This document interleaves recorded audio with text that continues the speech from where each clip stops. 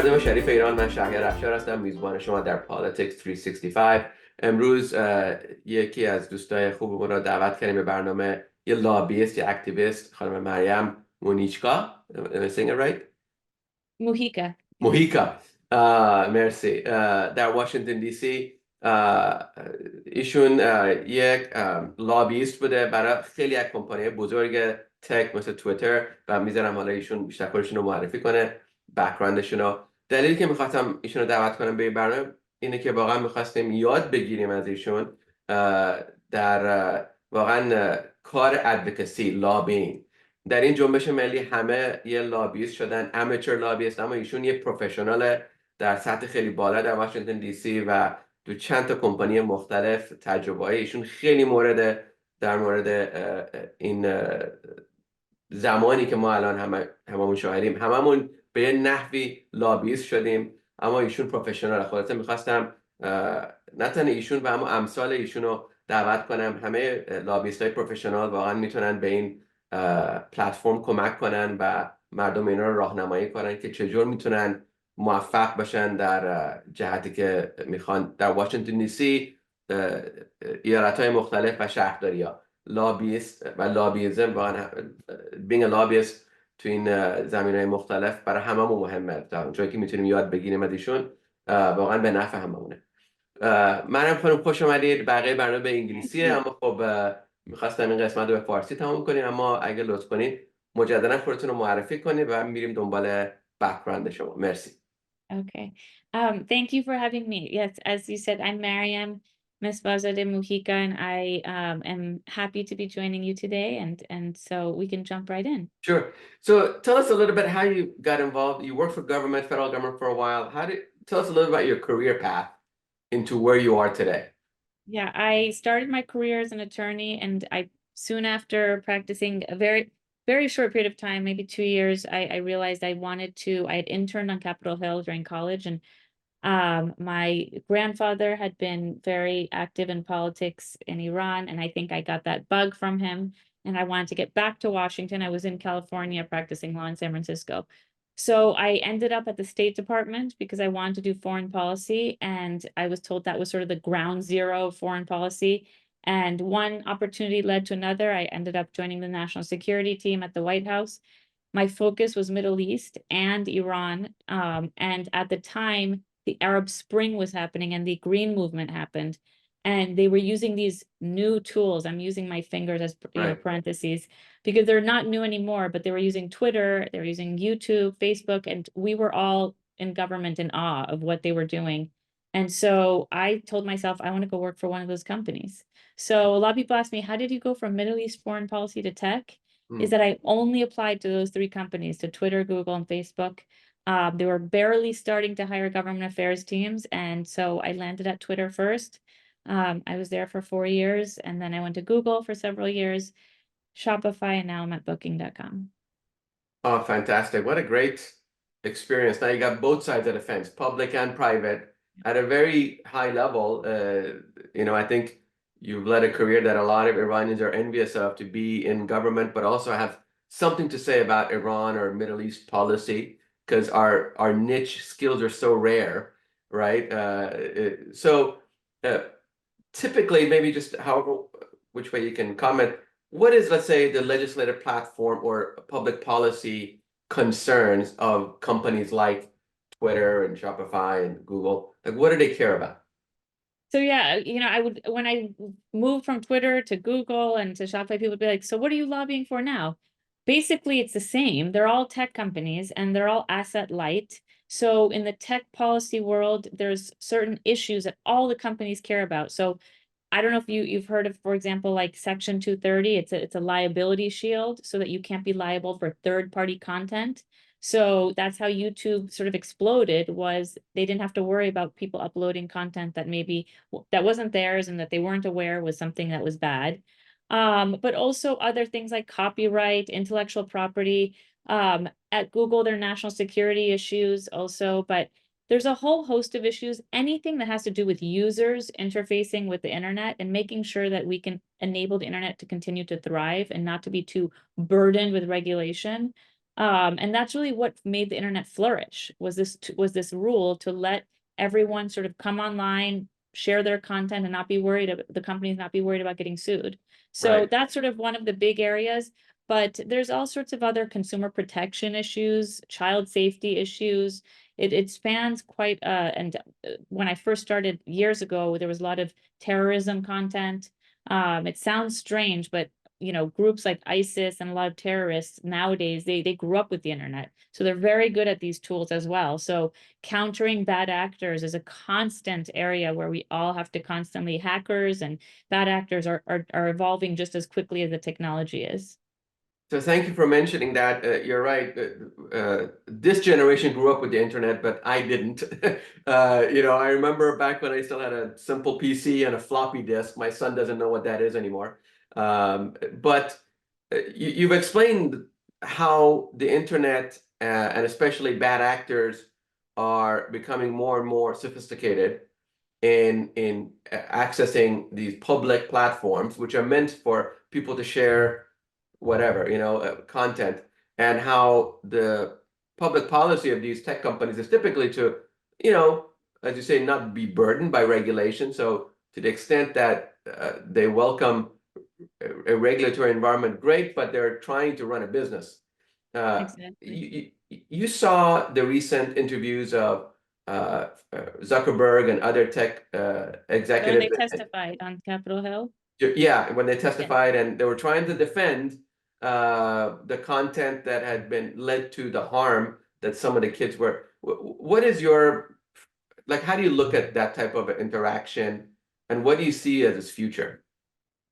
I don't want to speak on behalf of any of those companies because Right, I left Google and Twitter, but from a private citizen point of view, I think all those companies really are investing tons of resources and tons of tools and allocating a lot of headcount to try to make their websites safe, to try to make their users interact in a safe environment. They all have community guidelines or rules.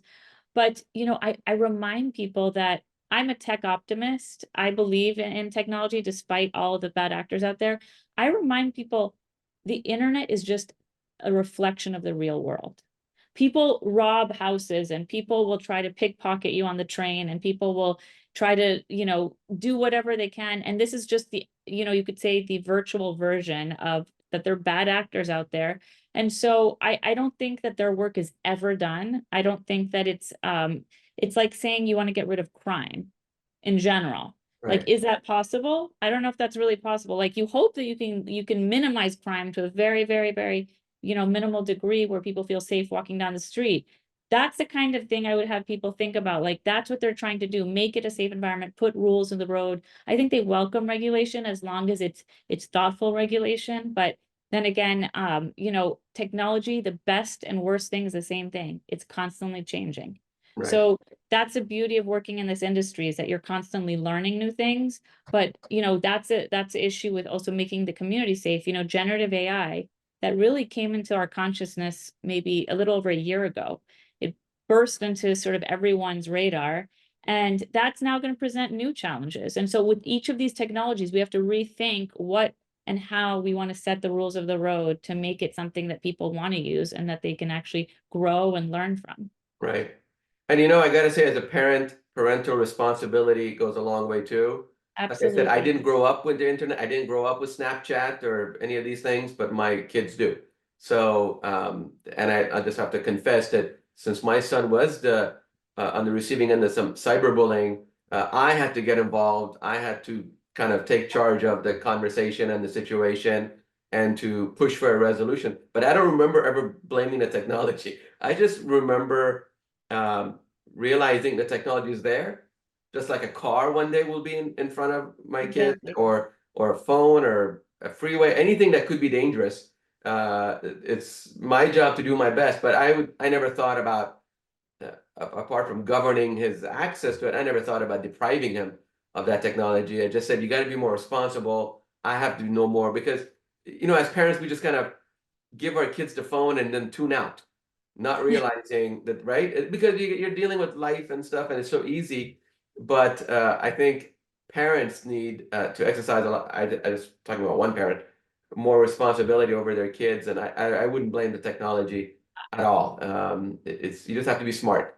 And I agree, and that's why a lot of these companies now have tools for parents to really have visibility of what their kids can see. There's, YouTube Kids, for example, was a whole app that was created with safe content for children. So I think again, the companies have learned over time because we realize things over time, and they try to present solutions for these challenges that come up with each problem. And I tell you, it's only going to get more challenging. The technology is going to get faster, better, cheaper, more accessible. It's not going to get easier. We're not going to go into the dark ages and send smoke signals or ride on a cape. It's only going to get more complicated. So I think we need to have more and more of these public conversations where we teach the way I teach my son defensive driving. Don't assume everybody's going to stop at the red light. Assume everybody's a bad driver, everybody's drunk, and you're simply trying to get from point A to B, in this case, online, and you have to do it safely. And it's the same defensive technique that he has to learn in navigating the digital world. And one day he has to tell his kids, I don't know, even more so, right?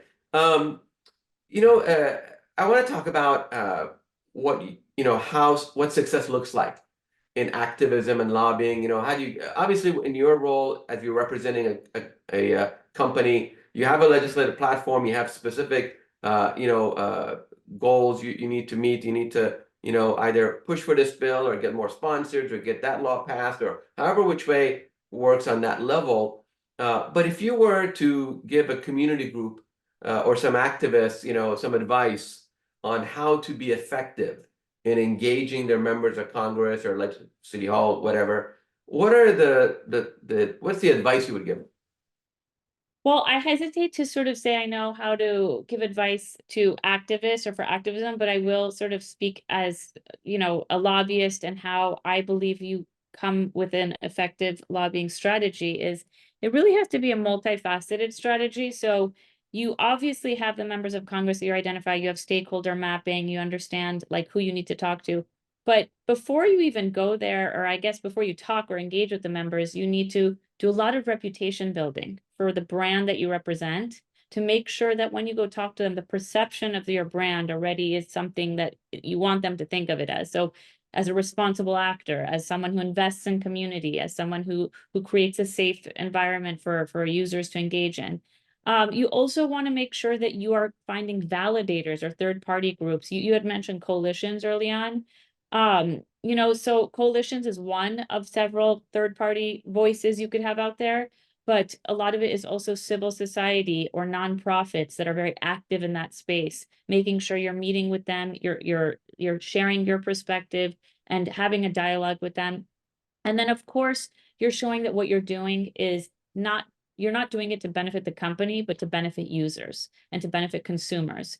And so after that, I would say, when you go talk to stakeholders, you really have to think about, I think what makes someone really effective in advocacy is thinking, how can I convince this person? And when I was a litigator, it was the same thing.